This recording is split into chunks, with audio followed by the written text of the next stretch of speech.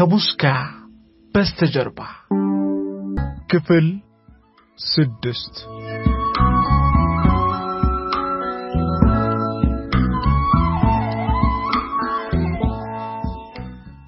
ከሻንቆና ከላላ የተሰባሰቡት ሽማግሌዎች በደልቲ ገልዲና በካርለት ጋብቻ ላይ ሸንጎ ከመቀመጣቸው በፊት በህብረተሰቡ አጋጣሚ ላይ ትንበያ መስጠት ይችላሉ የተባሉት ጫማጣዮች ደጋግመው ጫማ በመጣል ጋብቻው ስለመስመሩ አስተያየታቸውን ሰጡ። ከጫማጣዮቹ ቀጥሎ ደግሞ ፍየል ታርዶ ላንጀታ ይታዎች ቀረበ። እነርሱም ጋብቻውን በተመለከተ አስተያየት እንዲሰጡ ተጠየቁ። ተጋቢዎቹ ልጅ ስለመውለድ አለመውለዳቸው ሊታያቸው ባለመቻሉ 3 ፍየል ከታረደ በኋላ ጋብቻው ቀና ነው በሚል ብቻ አድበስብሰው አለፉት። በርግጥ ጉዳይ የአካባቢውን ማህበረሰብ ያወያየ ሲሆን በተለይም በሽማግሌዎች ዘንድ ጋብቻውን በመጠራጠር በቀጠሮ በተለያየ ጊዜያት ለመወያየት አስቻላቸው። ካርለት አንጀታ ይታዎች በሰጡት አስተያየት መደናገጧና መደነቁ አልቀረም። በሐመር ማህበረሰብ መካን ሴት ፈላጊ እንደሌላት ታውቃለች። አንዲት ሴት ለአባቷ ጥሎሽ ተከፍሎ ባሏ ዘንድ ከሄደች በኋላ ልጅ ሳትወልድ ብትቀር ባሏ እሷን መልሶ ታናሿን ካለበለዚያም የቅርብ ዘመዷን ያገባል። ያም ሆኖ ካልተሳካለት ልጅ መውለድ ካልቻለች ለአባቷ የከፈለውን ጥሎሽ ያስመልሳል። ሴቷም መካን የሆነችው በውሃ ብልቷን ታጥባ ይሆናል ተብላ ትጠረጠራለች።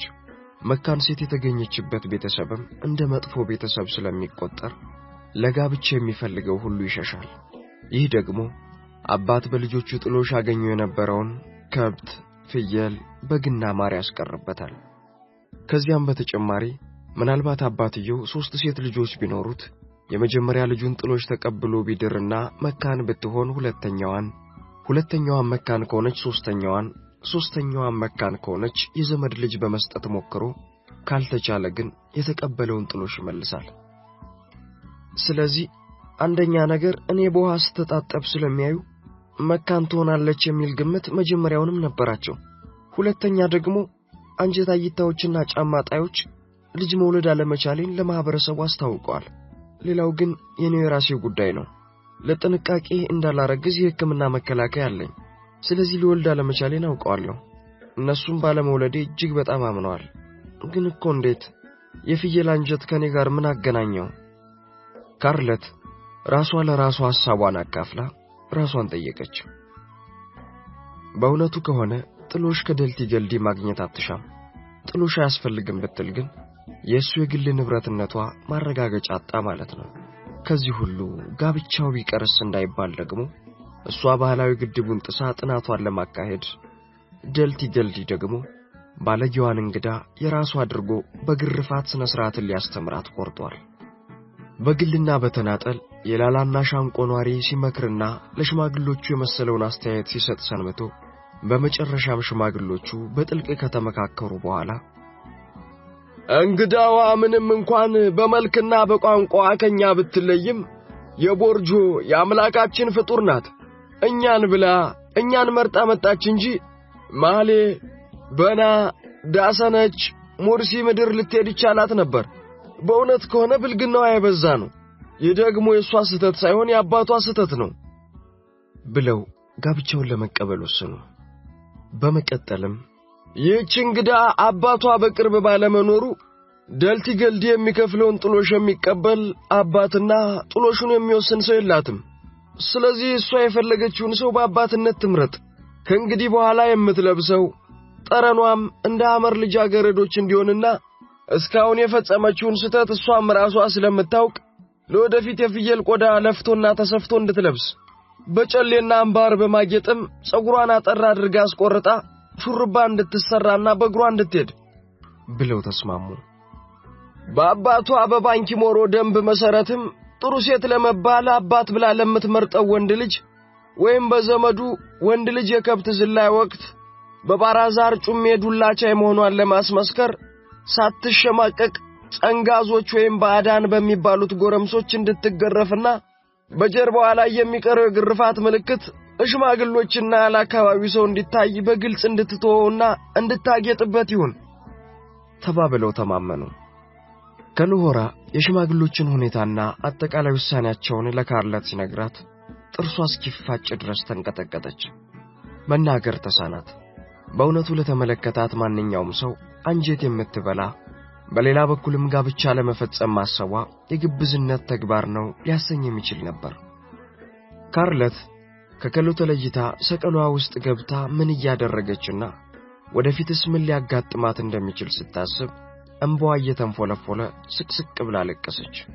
ከዚህ ቀደም የኖረችበት ዓለም እውነታውን ባለችበት መሬት ላይ ሳይሆን ከሌላ ፈለክ ወይም ፕላኔት የመጣች እንግዳ ፍጡር የሆነች መሰላት። ሽማግሎቹ ካቀረቡላት ቅድመ ሁኔታና ባህላዊ የውጣ ውረድ ጉዞ ይልቅ በትንሹ የመርፌ ቀዳዳ ሾልኮ ማለፍ እንደሚሻል ገመተች። እሷ የምታውቀው ሕይወትና አሁን ያለችበት ዓለም የሰማይና የምድር ያህል ይራራቃል ተብሎ በርቀት ልዩነት ብቻ የሚለካ ሳይሆን ፈጽሞ ሊተያይ የማይችል ሆድና ጀርባ ሆነባት። ግርፊያ፣ ቆዳ መልበስ፣ በባዶ እግር መሄድ፣ አለመታጠብ ልትረዳው፣ ልታምነው፣ ልትሰማው የማትፈልገው ጉዳይ ነው።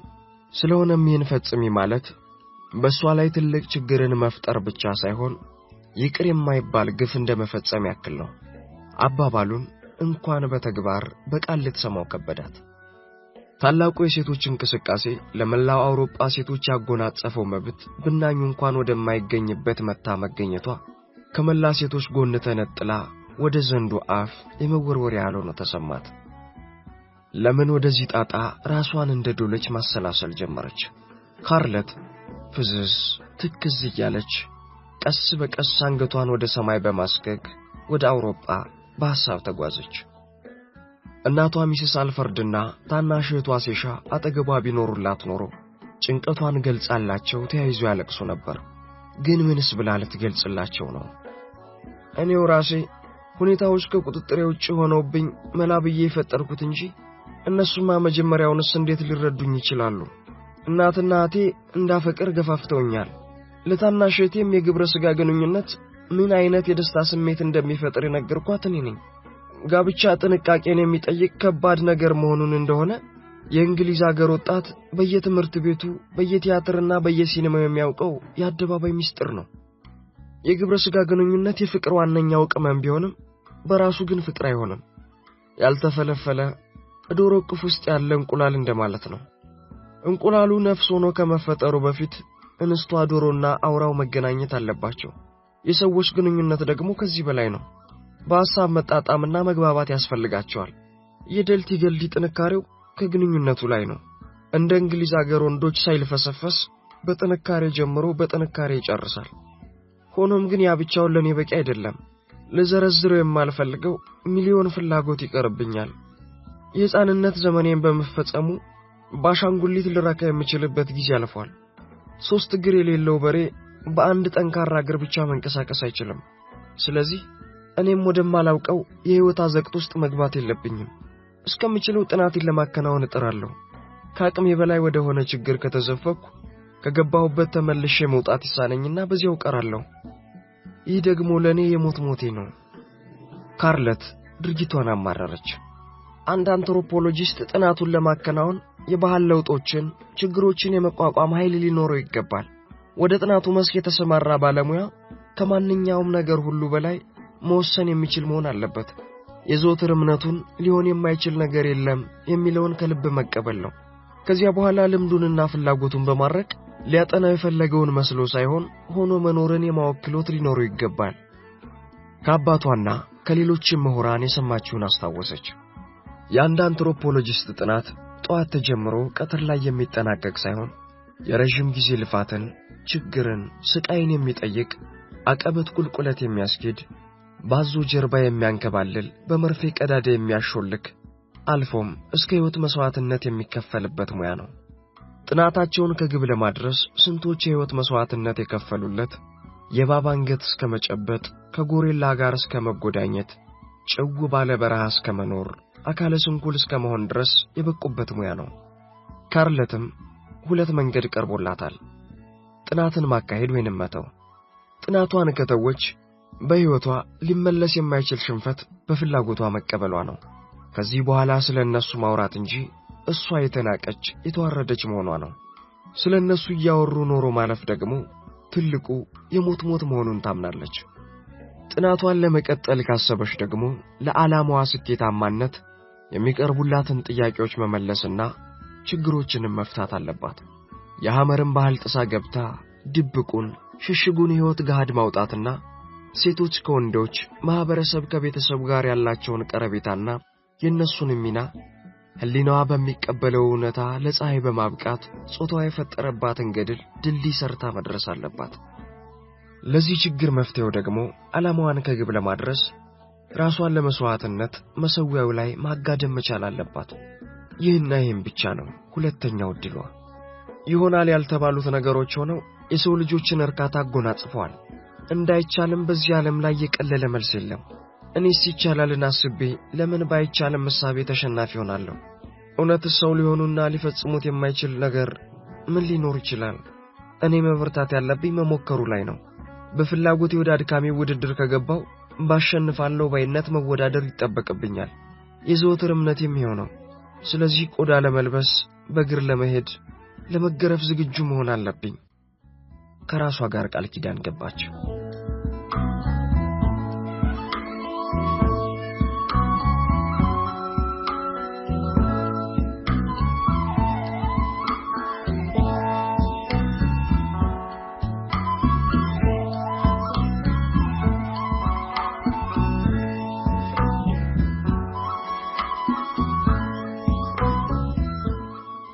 ከሎሆራ ልቡን የሰረቀችውን የሐመር ውብ ለማግኘት ብዙ መድከሙ አልቀረም።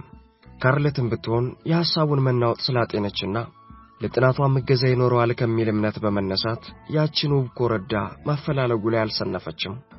ሻንቆና ላላ መንደር አለመኖሯን ግን ሁለቱም በየፊናቸው አረጋግጠዋል። እንደተለመደው ከሎሆራና ካርለት በየመንደሩ በመዞር ጥናትን ለማጠናከር ሲንቀሳቀሱ ከዲመካ ከተማ ወደ 5 ኪሎ ሜትር ራቅ ብላ ከምትገኘው ኮረብታማ መንደር ወደ ወሮ ሄዱ። ከዚያ እንደደረሱ ወንዶች ወደ ወንዝ ሴቶችም እርሻና ማሳ ጥበቃ ሄደው ስለነበር መንደሯ ውስጥ ያገኙት የሚያላዝኑ ውሾችንና አሮጊቶችን ብቻ ነበር። መሸትሸት ሲል ግን ከብትና ኗሪው ከየውሎ ወደ መንደሯ መጠረቃቀም ጀመረ። ይህ ትዕይንት ለካርለት እንግዳ አልነበረምና ከመንደሯ ወጣ ብለው የአካባቢውን ውበት ሲቃኙ ከሉ ድንግጥ ብሎ አይኑን ወደ አንድ አቅጣጫ አደገነ። አንዲት ልጃገረድ ስታርስበት የዋለችበትን ሞፈርና ቀንበር ከበሬዎች ጫንቃ ስታላቅቅ ከበስተኋላ ተመለከቱ። እግሮቿ ግጥም፣ ዳሌዎቿ ኮራ፣ ከወገቧ ሰርጎድ ያለችውን ኮረዳ ሁለቱም ከበስተኋላዋ በማየት ብቻ ማንነቷን አወቁ። ልጅቷ በሬዎቹን ፈታ ዞር ስትል ሁለቱም አይናቸው እሷ ላይ ነው። ኮረዳዋ አንዳችም የመደናገር ሁኔታ ሳታሳይ ፈገግ ብላ በዚያ ኮራ ባለው አረማመዷ ወደ እነሱ ሄደች። ከሎሆራ ምራቁን ቶሎ ከማንጎራጎጭ በስተቀር የሚመለከተው ልጅቷን ነው። ካርለት ደግሞ በተመስጦ የምትከታተለው እሱን ነው። በልጅነቷ ወንድና ሴት ተቃቅፈው አልጋ ላይ ሲተኙ የሚያደርጉትን ለማወቅና ለማየት ብዙ ጊዜ ትጓጓ ነበር።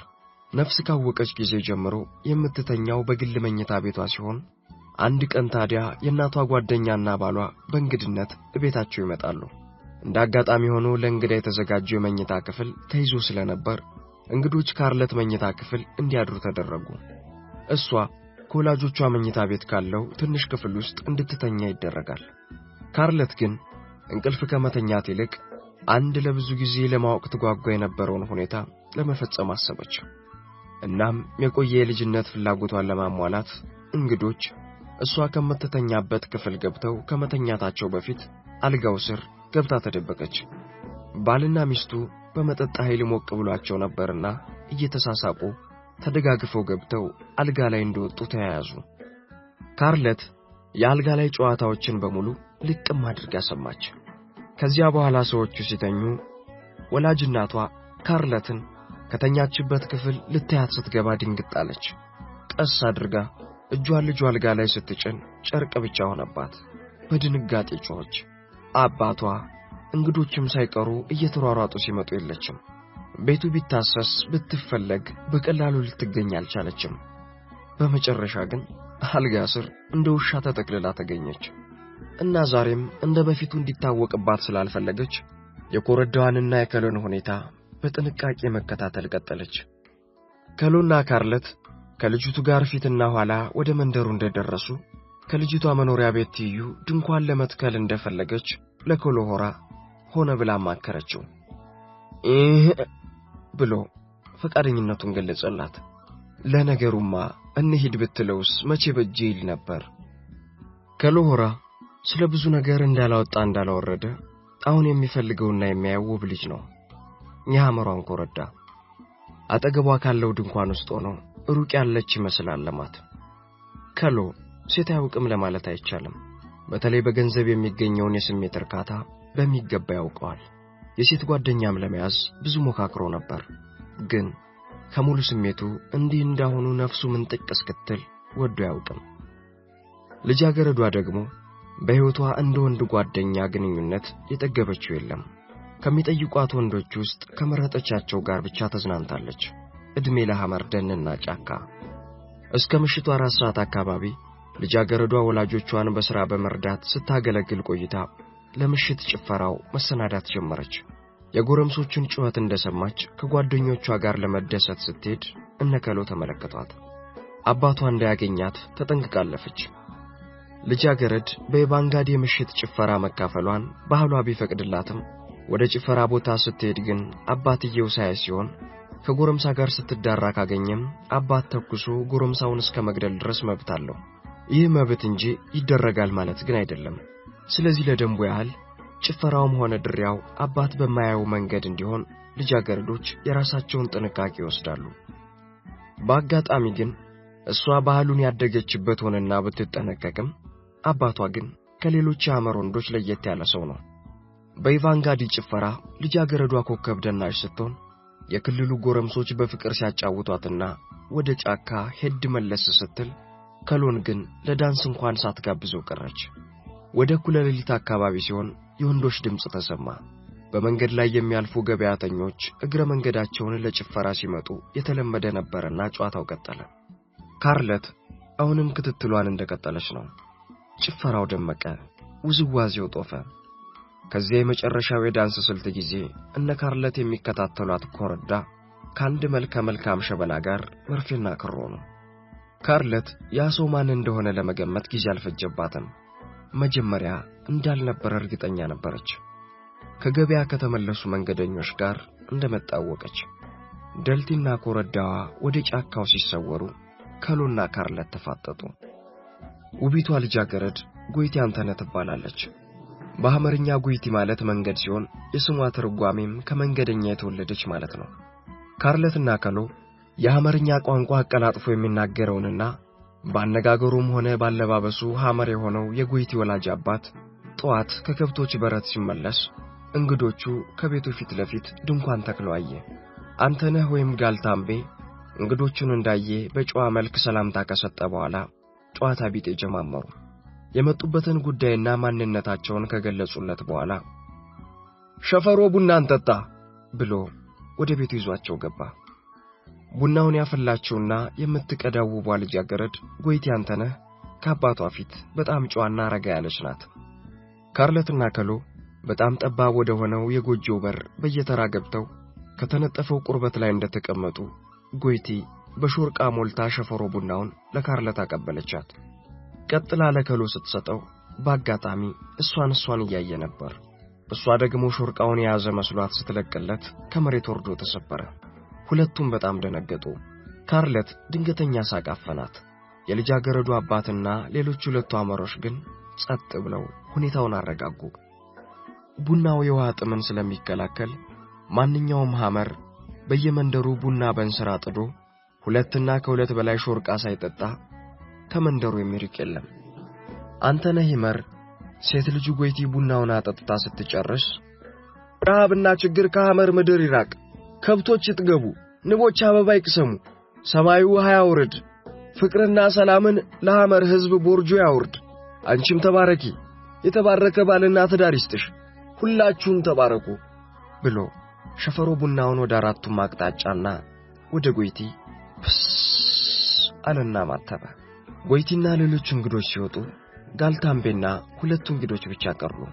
ካርለትና ከሎ ይህ ሰው ለየት የሚል ሆኖ አግኝተውታል። ሊጠይቁት የፈለጉት በመጀመሪያ ማንነቱንና ሕይወቱን በተመለከተ ነው። ሰውየው እንዲያው ከሚረካበት ትልቁ ነገር ስላለፈው ሕይወቱ ማውራት ስለነበር ጉሮሮውን ጠራርጎ ጨዋታውን ጀመረ። ስሜ አንተነህ ይመር ይባላል። ትውልዴ መንዝ ነው። የመጣሁት ላደን ነበር። አውሬ ገሎ ጀግና ለመባል ሁሉም ቀረና ጓደኞቼ ሞቱ። በጦርነቱ ወቅት ከሐመሮች ወግኜ ተዋጋው። የሐመሮችን ወንድምነት ፍቅርና እምነት ወደድኩት። ከዚያ ወደ ትውልድ ቦታ የመመለስ ከበደኝ። ባህላዊ ደንቡን አሟልቼ ሐመር ሴት አገባው። ሴት ልጅም ወለድኩ። እስካሁን በኑሮዬ ደስተኛ ነኝ አላቸው። ባስገራሚ ታሪኩ ተደነቁ። ካርለት ስለ ሰውየው ሁኔታ በጥልቅ አሰበች። ሰውየው በሐመሮች ኑሮ ደስተኛ ነኝ ብሏታል። ስለዚህ ምናልባት በሰውየውና በሐመሮች ባህል መካከል የባህል ልዩነት ሊኖር ይችላል። ልዩነቱ ግን እንደኔ የማይገናኝ ላይሆን ይችላል ስትል አሰበች። ሰውየው ከሐመሮች ጋር ለመኖርና ለመጋባት የቻለበት የራሱ ምክንያት ቢኖርም አብሮ በመኖሩና ጋብቻ በመፍጠሩ ደስተኛ ሆኗል። እሷም ለዓላማዋ ስኬት ስትል አብራ መኖርና መጋባት እንዳለባት ወስናለች። ስለሆነም በዚህ ተመሳሳይነት አላቸው። ሌላው ያጓጓት ነገር ግን በከሎና በልጃገረዷ መካከል ሊኖር የሚችለው ግንኙነት ነው። ከሎም ቢሆን በዚህ ጉዳይ ከማንም በላይ መባዘኑ አልቀረም። ከሎ ሆራ የሚያስበው የተወሳሰበ የፍቅር ድራማ ነው። ተዋናዮቹ ገና ተግባብተው መከወን ያልጀመሩት ድራማ። ካርለት ግንኙነቱ የሚሳካበትን እያወጣችና እያወረደች ሳለ አንድ ቁልፍ ጥያቄ እንደሚቀር ተገንዝባለች። በሐመር ባህልና ደንብ መሰረት አንድ ወንድ ከብት ከዘለለ ጨርቆሌ ማዘ ከሆነ በኋላ ከሽያ ወይንም ከሚዜው ጋር ደም ወተትና ማር እየተመገበ በየመንደሩ እጮኛ ፍለጋ ይዞራል። በየመንደሩ የሚኖሩት ልጃገረዶች ደግሞ ከማይፈለግ ቤተሰብ ጋብቻ እንዳይፈጠር በወንድሞቻቸው ስለሚጠበቁ እጮኛ ፈላጊዎች ውሃ ልትቀዳ፣ እንጨት ልትለቅም ወይንም በሌላ ምክንያት ወደ ኋላ የቀረች ልጃገረድ ሮጠው ሄደው ይይዙና እጮኛ ፈላጊው ልጃገረዷ ፊት ለፊት ላይ ከዲክዲክ ወይንም ተሬ ቆዳ የተተለተለን ጠፍር መሳይ ነገር ያጋድማል። ከዚያም ይዞት ከሚዞረው ከማሽን ላይ የተሰራ ኩርኩፋ ያጎርሳታል። ይህንን ካደረጉ በኋላ እጮኛ ፈላጊና ሚዜው ወደ ጫካ ይፈተለካሉ። ልጅቷ ታለቅሳለች፣ ትጮኻለች። ሁኔታውን የሰማባት ወንድም ወይም ዘመድ መሳሪያውን እየያዘ ለፍለጋ ይሰማራል። ከአንድና ከሁለት ቀን በኋላ ሽማግሌው ከወንድ ወገን ይመጣና አስፈቅዶ ጥሎሽን ወይንም ኮይታውን በማስወሰን ክፍያውን ይጀምራል። አንዲት ልጃገረድ የተሪ ቆዳ ፊት ለፊቷ መሬት ላይ ከተጋደመና ኩርኩፋ ከጎረሰች ከዚያ ካጎረሳት ሰው ውጭ ሌላ እንደማታገባ ሽማግሌዎች ያጫወቷት ካርለትን ትዝ ብሏታል። ስለሆነም አንተነህ ይመርን ወይም ጋልታምቤን ጎይቲ ጮኛላት ወይ ብላ ጠየቀችው። ከሎ ሆራ ውስጥ ለውስጥ ይጨነቅበት የነበረው ጥያቄ በመጠየቁ ደስ ብሎት መልሱን ካንተነህ ለመስማት ጓጓ። መቼም ልጅቱ ንቁ ናት። በዚያ ላይ የእናቷ ዘመድ የሆኑት ጎረምሶች ሲጠብቋት ነበር። ከሎ ፊቱ ወደ አመድነት ተቀየረ። ካርለት ደልቲ ገልዲን ማታ ስትነጥቃት የነበረችውን ጎይቲን ከሎ እንዲያጣት ስለማትፈልግ እሷም የጭንቀት መልክ ታየባት። አንተነህ ይመር ነገሩን በመቀጠል እስካሁን እንግዲህ ኩርኩፋ ያጎረሳት የለም፣ ይህ ግን መቼም የሚቀርላት አይደለም ሲል ከሎና ካርለት ሁለቱም እፎይታ ተሰማቸው። ከሎ ሆራ መሰረታዊ ጥያቄ ከተመለሰለት በኋላ ስሜቱ መጋለብ ጀመረ። ጎይቲን ለማግኘት ሁለት መንገድ ይኖረዋል። አንደኛው በባህላዊ ደንቡ መሰረት ካሊያም በአቋራጭ ከአባቷ ጋር ተስማምቶ ከባህላዊ ደንቡ ውጭ ጋብቻውን መፈጸም ነው። ለእኔ ሁለተኛው ሐሳብ የተሻለ ይመስለኛል። ሁለተኛውን አማራጭ ለመከተል ግን አቶ አንተነህ ይመርን ማግባባት አለብኝ። ልጁ እንድትማርለትና እንድትሻሻልለት ስለሚፈልግ ሁኔታው አመቺ ሊሆንልኝ ስለሚችል ብጠይቀውስ ብሎ ከሎ አሰበ። መፍራቱ ግን አልቀረም። ከሎ ከብዙ የህሊና ጭንቀት በኋላ አንተነህን ሲጠይቅ ያገኘው መልስ የጠበቀውን አልነበረም። መወለድ ቋንቋ ነው፣ ወሳኙ አብሮ ተቻችሎ መኖሩ ነው። ሐመሮች ወንድሞቼ እህቶቼ ሆነው ተንከባክበው ልዩነት ሳያደርጉ ድረውና ኩለው ሸልመው ለትዳርና ለንብረት አብቅተውኛል። ተስፋ የቆረጥኩትንና በሞት ጥርስ የተያዝኩትን ከሞት አፈልቅቀው ተስፋዬን አድሰው እዚህ አድርሰውኛል። እኔ አሁን ሐመር ነኝ። ባህሌና ቋንቋዬ ሐመር ነው። ስለዚህ ልጄን የምድራት በባህሌ ነው። በሐመር ባህልና ደንብ ልታገባና ለተሻለ ሕይወት ወደ ከተማ ይዛት ልትሄድ ትችላለህ። ይህን የትብብር ይሆናል። የባህል ደንቡን ካላሟላህ ግን ቃሌንና ባህሌን አልጥስም አላንተኔ መርኮስ ተርብሎ ከሎም ራሱን ቀብሮ ሲያስብ ቆየና ውቢቱን ልጃገረድ የራሱ ለማድረግ የባህላዊ ደንቡን ለመፈጸም መስማማቱን አስታወቀ። ግን ከብት ዘሎ ቀሪውን ባህላዊ ደንብ እስኪፈጸም ጎይቲ ተጠብቀው ይሆን?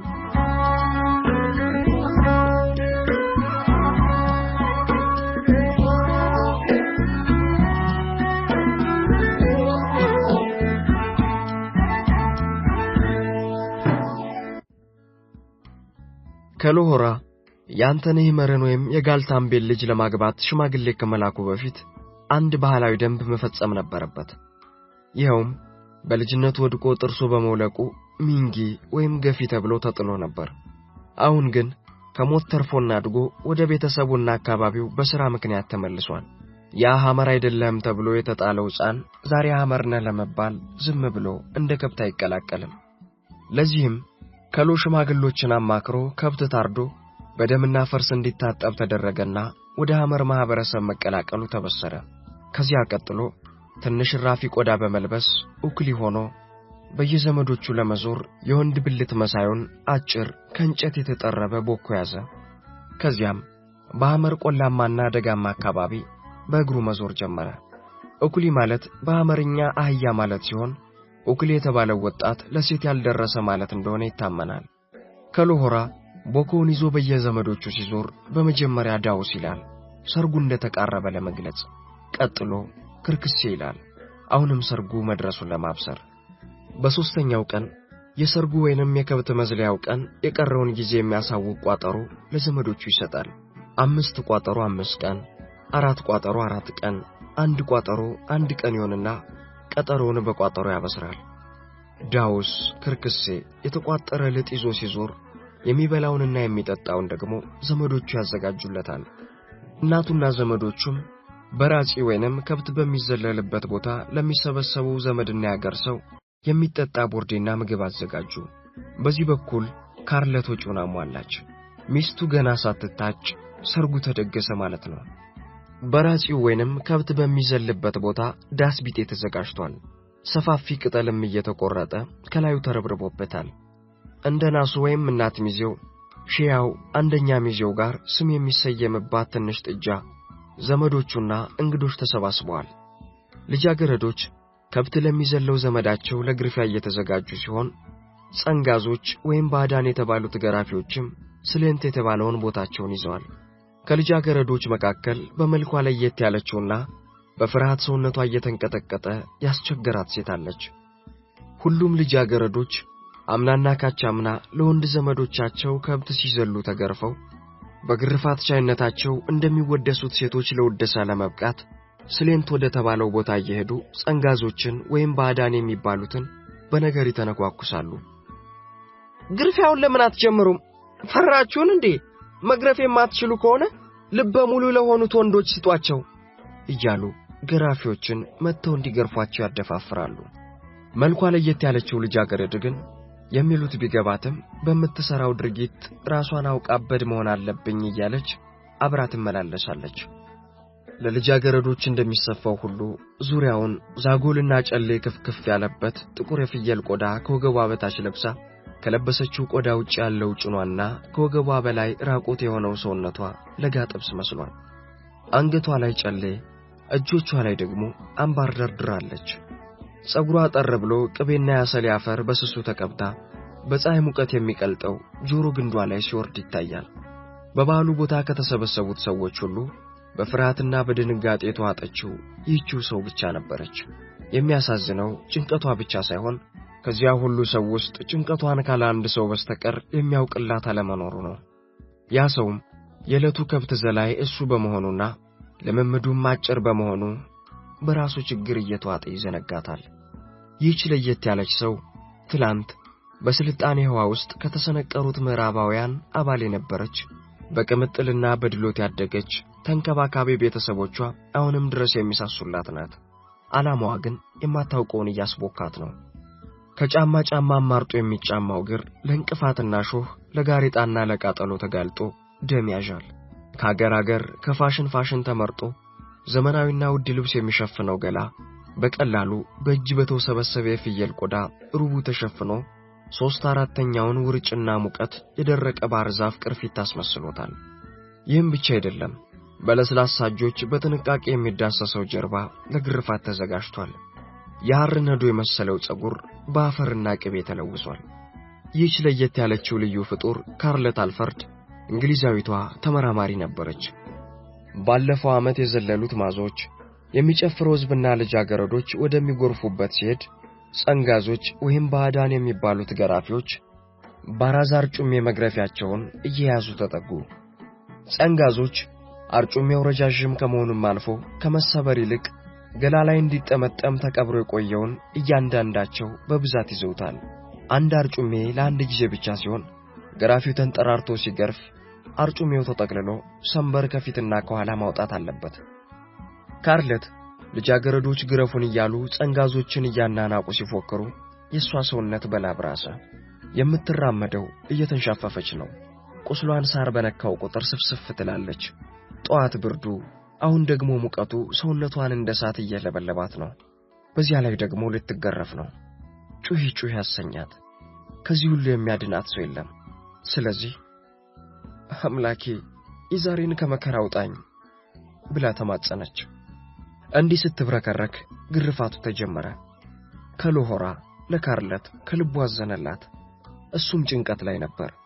በሶስት ጥንድ ከብት ጀርባ ላይ ሳይወድቅ መሮጥ አለበት። ከወደቀ ለሱም ለዘመዶቹም ውርደት ነው። ምልምል ራቁቱን ሆኖ እናት ሚዜው በልጥ መሳይ ነገር ሰውነቱ ላይ በሁለት ወገን አሰር በበት ሰውነቱን ቀባ ቀባ አደረገለት።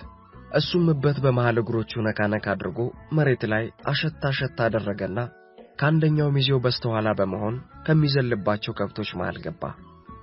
ማዝ የተባሉት በከብቶች ዙሪያ በርከክ ብለው አማተቡና እየዘለሉ የከብቶችን ጅራትና ቀንድ ይዘው በአንድ ረድፍ ደረደሯቸው። ካርለት በባራዝ አርጩሜ ገና አንድ ጊዜ በጸንጋዛው ስትገረፍ ነፍሷ ከስጋዋ የተለየች መሰላት። አርጩሜው ስጋዋን ይዞ ሄደ። ደም በጀርባዋና በጡቷ አካባቢ ፍጭጭ አለ። ወደ ላይ ዘለለች። ከላይ ስትመለስ ደግሞ ሳሩ የእግሯን ቁስል ነካባት። ቁጭ ስትል የተሰበሰበው ሁሉ ሳቅ በሳቅ ሆነባት። ነፍሷን ስታውቅ መላ ሰውነቷን ተሰጠዛት። በሁኔታዋም አፍረት ተሰማት። ምክንያቱንም ሳታውቅ ከተቀመጠችበት ተነሳች። ግርፋቱ እየቀጠለ ሲሄድ ካርለት ራሷን ሳተች። ሰውነቷ ደም በደም ሆነ። አብሯት የተገረፉት ልጃገረዶች እንደሷ ባይሆንም ደም በደም ሆነዋል። የሁሉም ሰንበሩ ያስፈራል። የሷ ግን ልዩ ነው። ከግርፋቱ በኋላ ራሷን ስታ ብትወድቅም ልብ ያላት አልነበረም። ሁሉም ሰዎች ከብት ወደሚዘለልበት ቦታ ሄዱ። ከሎሆራ ለመንደርደር እንዲያስችለው ራቅ ብሎ አሁንም ምልምል ራቁቱን ከአንደኛ ሚዜው በስተጀርባ ቆሟል። እናቱ ወንድሙና ዘመዶቹ ለምለም ቅጠል ቆርጠው ይዘው ይቅናህ አይዞህ እያሉ መልካም ዕድል እንዲገጥመውና ከውርደት እንዲድኑ ይመኛሉ። ሁሉም ዝግጁ መሆኑን እናት ሚዜው ሲረዳና ምልክት ሲያሳየው ከብት ዘላዩ ከአንደኛ ሚዜው ጀርባ ወጣ ብሎ ወደፊት ተንደረደረና ጋር በምትባለው ትንሿ ጥጃ ላይ ዘሎ ወጥቶ በተደረደሩት ከብቶች ጀርባ ሮጠ። መሃል አካባቢ ሚዛኑን ለመጠበቅ ቢንገዳገድም እንደምንም ብሎ መሬት አረፈ። እንደገና ዘሎ ወጥቶ አሁንም በከብቶች ጀርባ ሮጠ። 3 ጥንድ ሮጦ ሊጨርስ ሲል ከብት ዘላዩን እናት ሚዜው ጠበቀው። ከላይ ዝላዩን ሊጨርስ እንደተቃረበ ወደ እናት ሚዜው በአየር ላይ ሲዘል እናት ሚዜው ከአየር ላይ ቀለበው። ደንብ ነዋ። ከሎሆራ ዝላዩን በሚገባ ሲፈጽም እልልታው፣ ደስታው፣ ፈንጠዝያውና ዘፈኑ ቀጠለ። ጸጥ ብሎ የነበረው አካባቢ በጩኸት ድብልቅልቅ ሲል ካርለት ከነበረችበት ነቃች። ሰውነቷ በደም ተበክሏል። ከዚህም በተጨማሪ ሰውነቷን ማንከላውስ ተሳናት። እንደምንም ብላ ከተኛችበት ስትነሳ አንዲት ልጃገረድ ጀርባዋን ለጋቂብ የቀባችላት። ቀና ብላ ስታያት ጎይቲ አንተነህ ናት። ጎባኗ ካርለት ጎይቲና መስግና እንደምንም እንድትደግፋት ነገረቻትና ለእህል ውሃ ወደ ዳሱ ከሚገባው ሰው ራቅ ብላ ዛፍ ስር ተኛች። ዝንቦቹም ትኩስ ደም ከቁስሏ ላይ በመምጠት ቁም ስቅሏን አሳዩት። በዚህ ወቅት ከሎሆራ ካለምንም ልብስ ብልቱን እያማታ ወደሷ መጣ። ልትስቅ ሞከረች። እንኳን ደስ ያለ ብላ እጇን ልትዘረጋለት ብታስብም እጇን ማዘዝ ተሳናት። እሱም እንዳያት በሁኔታዋ ደንገጥ ብሎ አዘጋጅታ ያመጣችውን አልኮልና ጅብ ይቀባላት እያቃሰተች ቁስሏን ጠራረገላትና ቀና ሲል ጉይት ያንተነህ ኮራ ብላ ስታየው ተመለከታት። ዞር ሲልም ደልቲ ገልዲን አየው። ጎንበስ ሲል የካርለትና የክሎሆራይኖች ተገናኙ። ሁለቱም የተግባቡ ይመስላሉ። የሚፈልጉትን ለማግኘት አስፈላጊውን ሁሉ መፈጸም እንደሚያስፈልግ አንዱ ለሌላው መንገር አላሻቸውም። ለዚህ ምሳሌዎች ናቸው።